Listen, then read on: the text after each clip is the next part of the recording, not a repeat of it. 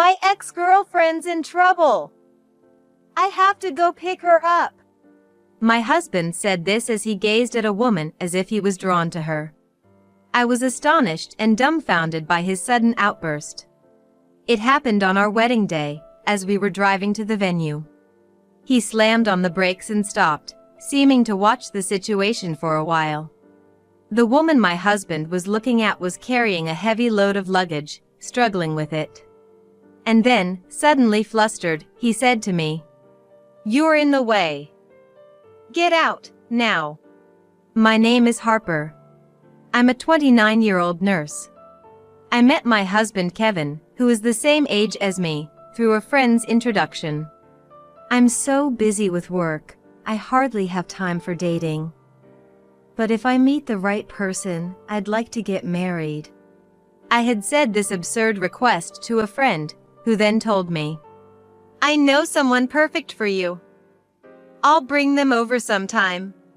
And she went out of her way to arrange a meeting just for me. At that time, I was working hard as a nurse. I thought I would like a man who could take the lead, someone manly. Kevin was exactly the kind of man I had in mind. He took pride in his work and seemed serious, tackling everything with confidence, which I admired. I hadn't talked much with men outside of work. So I was nervous, but Kevin said, "Being a nurse must be really tough. Especially now, I'd imagine healthcare workers are under a lot of mental and physical stress." And showed concern. Those words were very comforting to me. I said, "Yes. It's tough, but seeing you, Kevin, makes me think I need to strive harder." And he seemed embarrassed. I was drawn not just to his serious side, but also to how he had a cheerful side as well. Our relationship smoothly progressed to marriage. I felt that with him, I could continue my life without changing much, supporting each other. I loved my job, so it was natural for me to continue working after marriage. However, one day, my husband approached me with an angry look, saying, "There's something I want to talk about." I wondered if I had done something to upset him, when he suddenly said, "I want you to quit your job." I was shocked, but tried to remain calm. "Why?" "I love my job, so I don't want to quit." "Did I do something to upset you?" Then, "How do you think it looks when my wife works harder than me? From now on, you quit your job and focus all your energy on housework, and I'll support you, okay?" He commanded in a tone of authority. It was the first time I saw this side of him, and it felt strange. I told him, "If you wanted a housewife, you should have said so before we got married. Then we could have discussed it." He responded quietly, "I've never seen someone so dedicated to their work and striving for perfection. I thought it would be helpful if you became a housewife after we married, since I'm not good at household chores." I got mad and said, "Then why not hire a housekeeper? Or is it that you're fine with anyone who can do perfect housework for no cost?" He replied, "Don't be ridiculous. Of course not. I wouldn't live together if I didn't enjoy being with you." I was very conflicted but decided to try harder since we were newlyweds and I still had feelings for my husband. After some thought, I said, "If that's the reason, I'll try a bit harder with the housework. I don't plan to quit my job. At least wait until you can cover the living expenses for 2 adults on your own before saying such things." And continued to work. Perhaps because he got really upset, he didn't just refrain from doing household chores, he started monitoring everything I did. Naturally, my workload only increased. Being employed, there were days I had to cut corners on housework. Then, as if he had been waiting, he would say I did this wrong or didn't do that, almost triumphantly. Fed up, I told him, "I get that you're not good at housework. It doesn't have to be perfect. But since we're both working, I'd appreciate some help. He sighed in exasperation. That's why I've been saying I don't want to do housework, because I'm not good at it. Balancing work and housework is tough, so you should just quit your job. And was unwilling to listen. I couldn't stand it anymore, saying, when will you understand that we can't make ends meet without both incomes? If we lose my salary, we'll barely cover the rent and fixed expenses. But he didn't care. My husband changes the topic quickly whenever it comes to his earnings. He said, Abigail did things more perfectly, you know. It's surprising how there can be such a difference between women. No matter how good you are at your job, failing at housework, which is a woman's job, means you're failing as a woman. Be thankful to me for marrying you despite your imperfect housework skills. Abigail was the girlfriend my husband had before me. Being compared to an ex-girlfriend after getting married made me angry, but part of me thought there was some truth to his words. Even if I'm somewhat respected at work, as a woman, I lacked appeal. Not just because I was married, but I was aware of my lack of femininity. I knew this about myself, but hearing it from my husband made me even more determined to prove him wrong. However, the reality is we couldn't live on my husband's earnings alone. So, I continued working while becoming more efficient at housework. My husband always looked for chores I hadn't done, but eventually, he had nothing to say because I did everything perfectly. Only then did peace return to our home. One day, we had a dinner planned with both our parents. My mom asked about the wedding, and I spoke enthusiastically about my dreams. I've been saving up because I always wanted to have a ceremony. I want it to be a glamorous event that everyone enjoys. My suggestion received claps of agreement from my mom and my mother-in-law, Avis, but my husband said, do we really need to go all out? Plus, the guests don't care about what we like. They think it's a hassle, worried about the gift money, but go anyway to avoid being called uncaring or bad at maintaining relationships. They just go because they have to. No one is moved by seeing someone else's happiness anyway. Aren't you watching too much drama? Laughing, he completely dismissed my idea. I had never once thought like my husband at any wedding I attended, so I was angry, thinking such people shouldn't bother attending. My husband went further, saying, besides, if you have that much saved up, I'd like a piece of it as a reward for sweating it out all day at work. Yeah, I want a motorcycle. Let's save on the wedding and honeymoon and buy my bike instead. And that's what he did, moving forward with the plan to save as much money as possible to buy his bike. Glancing at my parents, I saw their faces tense. It looked like they were holding back what they wanted to say. That's when the in-laws spoke up. Kevin, enough is enough. Dismissing your wife's wishes and only thinking about yourself. How can you think of using the money Harper saved for the wedding on a motorcycle just for you? They were angry. My father-in-law, Lanny, added, people have different views on weddings, so it's natural for you and Harper to have a difference in opinion. But to outright deny her and then insult her, only wanting the money. Do you realize how ugly that makes you? If you continue like this, you'll be divorced before you even get married. And scolded him. I told my husband, I've never once been to a wedding where I didn't feel moved or enjoy myself. When I see a happy bride, I naturally tear up, thinking how the groom must cherish his wife, thanking them for the ceremony. Some friends even planned events to ensure the guests enjoyed themselves, and it was truly fun. But you think differently, and that's okay. How about we save on the wedding and spend more on the honeymoon instead? The in-laws scolding him made me happy, but no matter how much they reprimand him, it means nothing if he's not willing to change. I was ready to compromise and have the wedding his way, when he said, no, it's fine.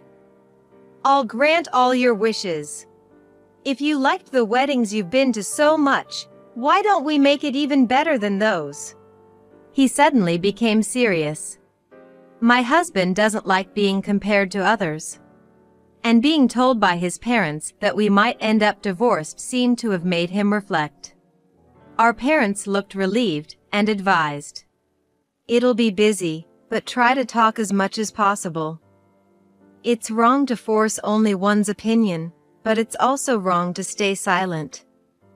Make sure to express your feelings to each other. Seeing the way her son was behaving, Avis seemed to imply that she knew he would come around. Way to go, Kevin. I knew if we just talked to you, you'd understand. Look, Harper, how about this cute dress? It suits you so well, she suggested with a smile while flipping through a magazine. Harper, please don't hesitate to say anything. If money is an issue, we can figure something out. She even offered. Feeling it was too much, I mentioned we would manage within our means, but I was touched by how much the in-laws were looking forward to the wedding. My in-laws had always treated me like their own daughter since we started dating. If Kevin ever does anything terrible to you, let us know right away, they continued to say. From there, we were able to smoothly proceed with the wedding preparations. My husband became enthusiastic, saying, "We're going to make this a ceremony no one has ever done before." He began researching in books and online, becoming more proactive in making suggestions than I was. Looking at other people's weddings, Kevin said, "This is nice." Seeing him smile naturally made me feel the beauty of weddings was getting through to him, and I felt reassured. We both like to delve into things until we are satisfied. Meetings with the wedding planner often made the day fly by. Despite being busy, discussions with my husband were peaceful, and those days felt enjoyable. Finally, the day of the wedding arrived. It was a scorching summer day, but the weather was clear, so I felt relieved we could have the ceremony without any issues. My husband was eager too, and we got up early, fully prepared and left. He was driving us to the venue. We would arrive with time to spare if we drove as usual. That's what I was thinking, looking forward to it, when he suddenly hit the brakes. I asked, "What? What happened?"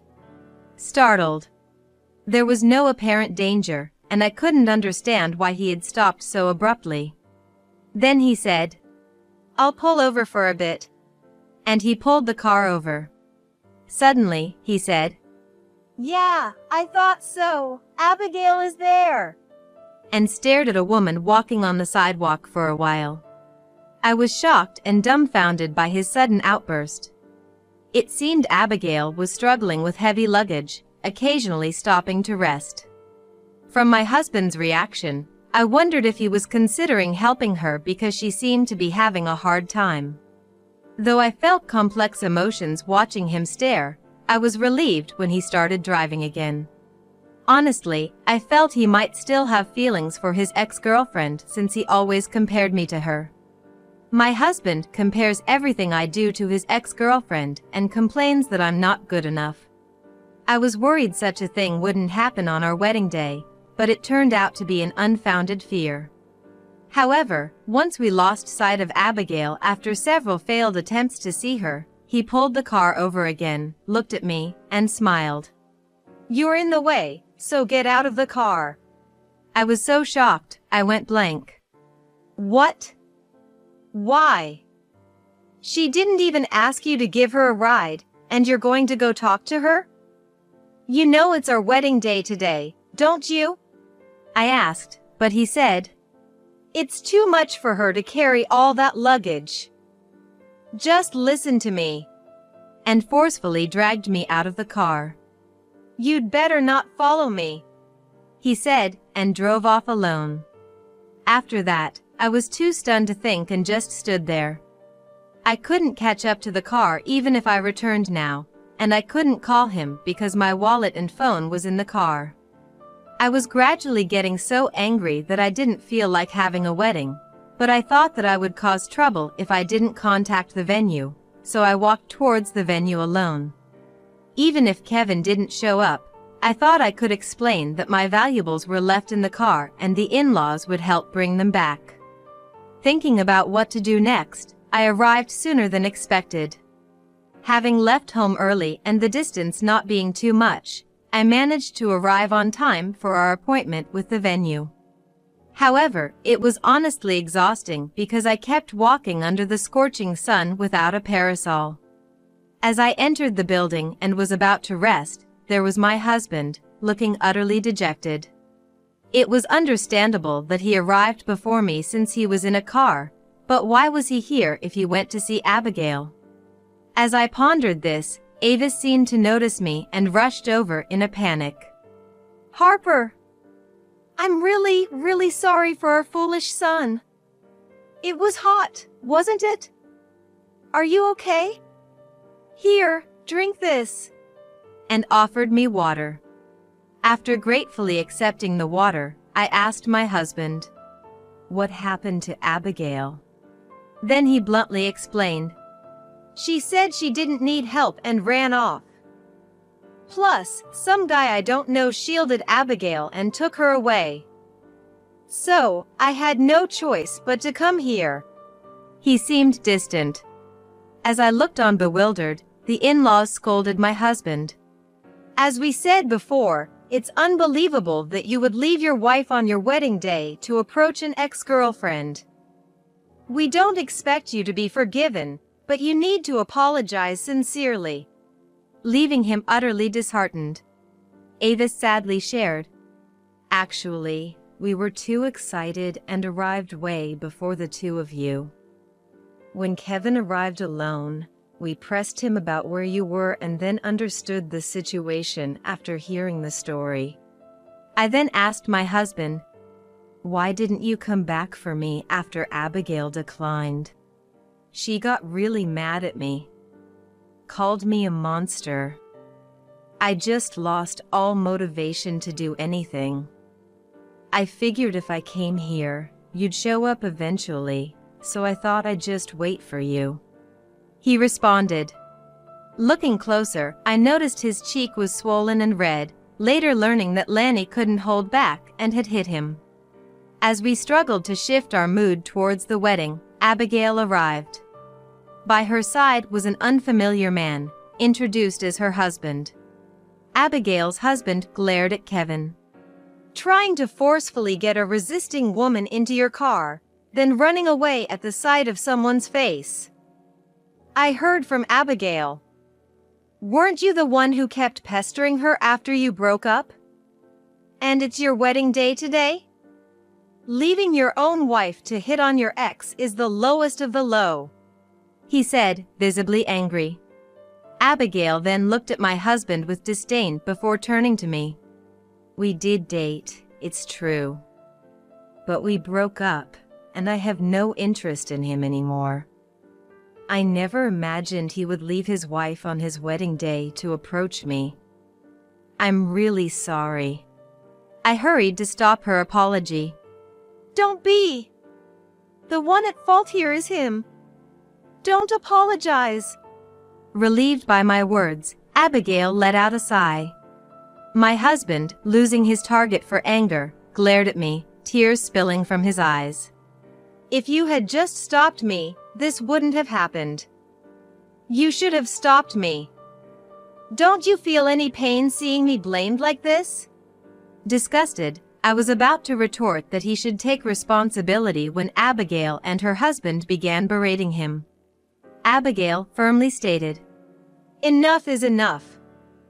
I kept quiet because the nuisance was only towards me, but now you've bothered not just your wife but also my dear husband.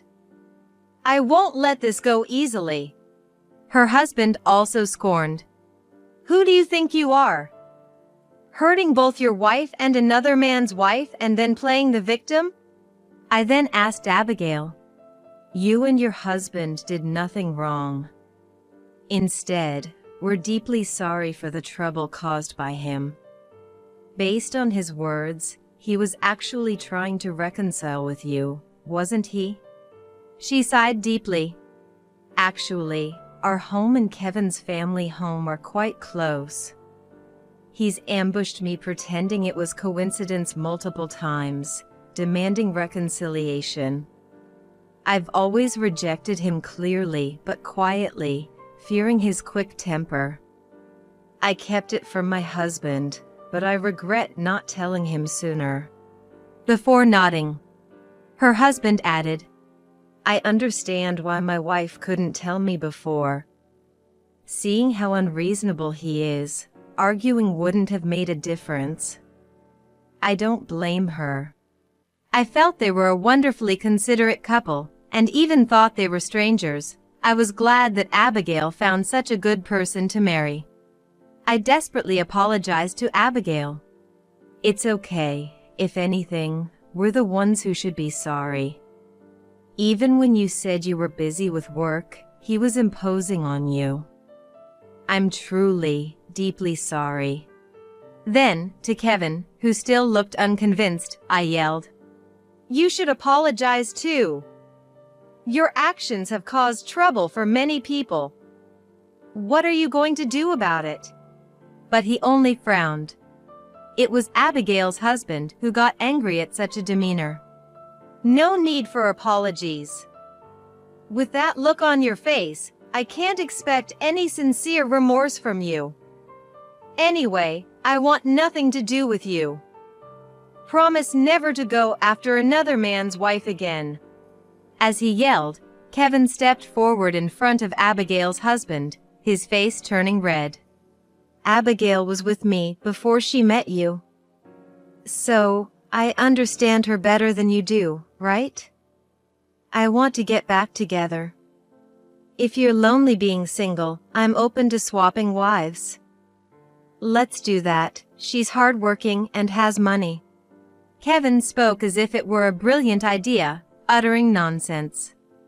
Not only I, but also Abigail and her husband were left speechless by the absurdity of it all. Seeing him talk happily about the day we'd divorce and that he'd marry Abigail made up my mind. Anyway, let's cancel the wedding. I told my husband and apologized to the in-laws. I'm sorry. I know you were looking forward to today, but as you can see, I cannot marry him. I'm sorry for turning out this way after all your kindness. Then the in-laws tearfully apologized, saying, You've done nothing wrong, and we think you're making the right decision. It's our own child, but we think he's truly foolish. We're sorry for all the trouble. Looking around calmly, I saw many venue staff members watching us. Checking the time, relatives and friends were soon to arrive. Feeling guilty about sending a cancellation notice now, I spoke with the staff to change the wedding to a dinner party, deciding not to accept any gifts. The venue staff, accustomed to handling crises, arranged the dinner party efficiently, though they cast blameful looks at my husband, for which I was grateful. My husband, unconcerned about the attendees, kept cheerfully talking about his new life with Abigail while I was talking to the staff. Seeing him able to talk such nonsense in front of Abigail and her husband, who looked at him with disgust, was appalling. After the explanation, I went back to my husband and told him I agreed to the divorce. As expected, he was not even slightly sad but instead delighted to accept. Right then, guests started arriving. My parents, in-laws, and I kept apologizing to everyone, asking them to at least enjoy the meal, making an awkward excuse. I never intended to share such a ridiculous story with the guests, but my husband happily announced the wedding cancellation and our divorce. The people who arrived on the dot were confused by the sudden cancellation. Moreover, when questioned by the guests, my husband calmly continued his delusions about finding true love and marrying the person he truly loved. Abigail! This is beyond not making sense anymore. Please, run away with your husband now. I quietly pulled Abigail aside and handed her over to a staff member, and they quickly left through the back door. Just when I thought things would calm down, my husband, noticing Abigail's absence, flew into a rage. Seeing them walking outside the window, he started chasing after them in a panic. Abigail, wait. Come home with me, not with that guy. Enough. What's wrong with you? Stay away from Abigail and get lost. My husband was easily stopped by Abigail's husband as he dashed out of the venue. Then my dad and Lanny caught up and restrained him, dragging him back inside the venue. I followed, apologizing to Abigail and her husband repeatedly as I saw them off. The attendees, having witnessed the whole sequence, were thoroughly dismayed, leaving the venue telling my husband he was the worst. While feeling sorry, there was a part of me that felt it couldn't be helped since my husband's rampage was unstoppable. In the end, only my friends, my parents, and the in-laws remained, showing concern for me and helping me regain some peace. After the cleanup was done in the heavy atmosphere, my husband again said, "Now that the cleanup is done, it's all good, right? Then, I'm going back to Abigail's house." Saying that, he tried to leave the venue, so the in-laws, in tears, forcibly put him in a car and took him home. A few days later, with the in-laws present, I had my husband sign the divorce papers, and we officially divorced. His belongings at home were either carried out by the in-laws or sent via mail. It was a hectic time, but it finally ended. One day, I went to a town in the suburbs to refresh and coincidentally met Abigail and her husband at a shopping mall. I was worried about how they were doing after everything, so when I asked, they shared their updates. Apparently, my ex-husband hadn't learned his lesson and had been lurking around the places he met Abigail, and even stalking her at home and work. My ex-husband had been saying, "We're still in a relationship, right? You were just playing hard to get, weren't you?" and continued to demand a reconciliation, cherry-picking facts to suit him. Finally, Abigail consulted with the police and initiated a lawsuit against him. Thinking he did nothing wrong, my ex-husband spouted delusions even in front of the police and was deemed a dangerous person. Immediate action was taken, and he was issued a restraining order against approaching Abigail. Surprisingly, he lost his momentum as soon as the restraining order was issued. It was only after facing legal action that he realized Abigail truly detested him. Since then, he has stayed away from Abigail's surroundings. It doesn't matter much to me, but if this means he won't bother Abigail and her husband anymore, I'm relieved. Abigail continued. Actually, we're moving close to my husband's parents' home soon. We came today to buy cleaning supplies for the move. Harper, please take care of yourself too. As I apologized and saw them off, they left with smiles. Watching their backs, I silently wished them happiness. This resolved the issue. The moment I thought to delete my ex-husband's contact, he called me. I had kept his contact for property distribution matters, but never expected him to call. I truly didn't want to answer. But I had just met Abigail and her husband. So I answered, slightly anxious. Can we just forget about the divorce? Living alone made me realize how important you are to me. Let's try living together again, cooperatively. He began to say. After pondering his words for a good dozen seconds, I calmly replied. You must be joking. We're strangers now. No matter what you say, I have no intention of remarrying you. Please, don't contact me ever again. Then I hung up, setting his number to auto-reject after he kept calling back. He continued to make a fuss on the other end of the phone, but now I was completely free of him. He tried calling from different numbers for a while, but as I continued to ignore them and changed my phone and number, I finally found peace. Since the house was sold, there was no issue even if he showed up unannounced, and there was no way for him to contact me. Abigail and her husband had already moved, and if he showed up at my parents' home, they would be furious and chase him away. The in-laws, having given up on my ex-husband after this incident, decided to sell the house.